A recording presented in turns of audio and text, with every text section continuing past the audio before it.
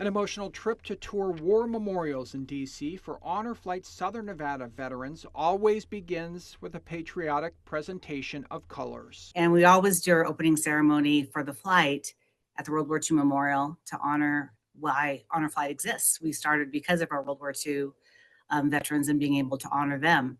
And we knew that was just going to be silent. Saturday's event, as you're seeing here, happened just like it always does.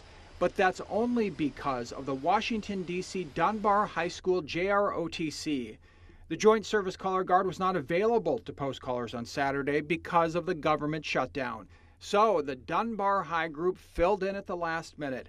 So Southern Nevada, Vietnam, and Korean War veterans would get the ceremony they deserved. It was just an honor for us to be called upon. And it was, and again, goes back to these young people that I work with, a great group of young Americans to stand up and say, we'll take this mission on an early Saturday morning when they could have been doing something else. Why, Desmond, did you think this was important to do?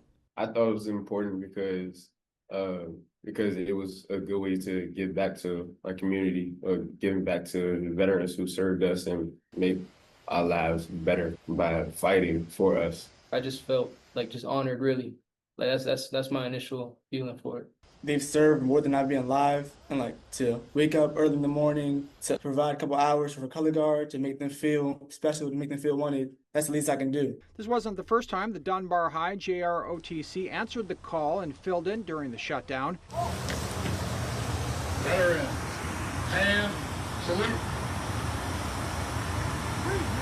The group also presented colors for a Chicago honor flight. In fact, Honor Flight Southern Nevada saw Chicago's Facebook post and started calling around at the last minute to see if Dunbar High could post colors for them. We landed, we got to the hotel. I had a weird phone call from a number I didn't know, and I just took it. And it was Lieutenant Colonel Daniels, and he said, "We're going to be there for you. We'll see you tomorrow morning at 8:30.